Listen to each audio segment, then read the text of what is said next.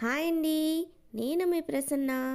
ఈరోజు పులిహార ఎప్పుడు చేస్తున్న టేస్ట్ కాకుండా గుడిలో పెట్టే ప్రసాదం టేస్ట్ కోసం ఈ వీడియోని చూసి ఫాలో అవి చేయండి.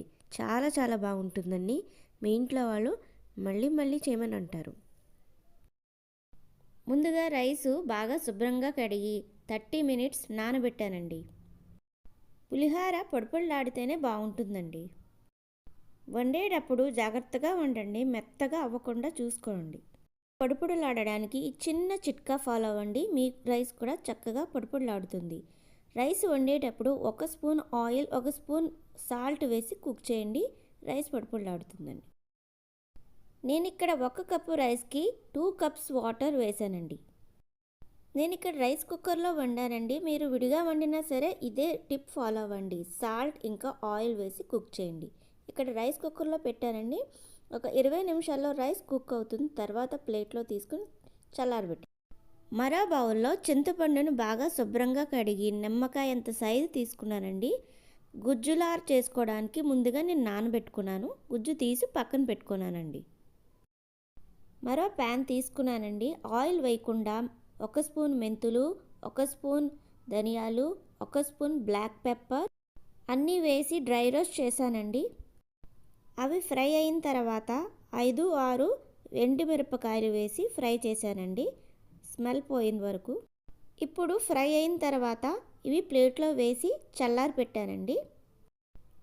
చల్లారిన తర్వాత గ్రైండ్ చేసి పెట్టుకోండి పక్కన. మరో ప్యాన్ తీసుకుని 2 టేబుల్ స్పూన్ ఆయిల్ వేసానండి. ఆయిల్ వేడెక్కింది కదండి, దీంట్లో 5-7 పచ్చిమిరపకాయలు వేసి ఫ్రై చేసుకోండి. చటపట్లాడిన తర్వాత దాంట్లో 2 రెమ్మల కరివేపాకు వేసి ఫ్రై చేయండి. 1 స్పూను పసుపు వేసి ఫ్రై చేయండి. ఇప్పుడు దీంట్లో చింతపండు గుజ్జు తీసుకుని పెట్టుకున్నాం కదండి, అది వేసి గరిటెతో బాగా తిప్పుతూ ఉండండి. ఆయిల్ తేలే వరకు, పచ్చివాసన పోతుంది. దానిలో కొంచెం బెల్లం కూడా వేయండి.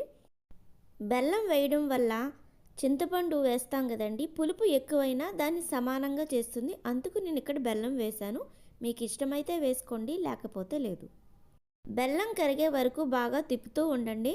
తర్వాత ఆయిల్ మొత్తం పైకి వస్తుంది, అప్పుడు చల్లారి పెట్టుకోండి. ఇప్పుడు పోపు దినుసులు వేయించడానికి మరో బాండి పెట్టుకున్నానండి. దాంట్లో 2 టేబుల్ స్పూన్ ఆయిల్ వేసుకున్నానండి. ఇప్పుడు ఆయిల్ హీట్ ఎక్కింది కదండి, ఇందులో 1 టేబుల్ స్పూన్ ఆవాలు వేసి వేయించండి. చిటపటలాడిన తర్వాత 1 టేబుల్ స్పూన్ చనా దాల్ వేసి వేయించండి. కొంచెం దోరగా వేగిన తర్వాత జీడిపప్పు వేసి వేయించండి. 2 టేబుల్ స్పూన్లు వేరుశనగ పప్పులు వేసి వేయించండి. లాస్ట్లో కరివేపాకు కూడా వేసి చిటపటలాడినండి. అది పక్కన పెట్టుకొని ముందుగా మనం ప్రిపేర్ చేసుకున్న రైస్ని చల్లారి పెట్టాం కదండి, దాంట్లో చింతపండు గుజ్జు వేసి తిప్పండి. మరీ ఎక్కువ తిప్పేయద్దు, పైకి కిందికి అలా తిప్పండి. తర్వాత వేయించి పెట్టుకున్న ఈ పోపు దినుసులు వేసుకుని అవి కూడా కలపండి, బాగా కలపండి. పులిహార తినేటప్పుడు ఈ పప్పులు క్రంచీగా బాగుంటాయి. గుడిలో ప్రసాదం టేస్ట్ రావడానికి మెయిన్ ఇంగ్రీడియంట్ ఇదేనండి, ఈ పౌడరు. మనం ముందుగా ఆల్రెడీ వేయించుకుని పెట్టుకున్నాం కదండి, అది పౌడర్ చేసుకున్నాను. దాన్ని కూడా వేసి పైన అటు ఇటు కలుపుతూ ఉండండి. ఇంగువ ఆల్రెడీ పోపులో వేసి ఫ్రై చేసేసుకుంటే సరిపోతుందండి. నేను మర్చిపోయాను, లాస్ట్లో వేయించి ఒకసారి వేసి కలుపుతున్నాను. అంతేనండి, పులిహార టేస్టీ గుడిలో ప్రసాదం రెడీ అండి. ఈ వీడియో నచ్చినట్లయితే లైక్ చేయండి, సబ్స్క్రైబ్ చేయండి, కామెంట్ చేయండి, ఇంకా షేర్ చేయండి.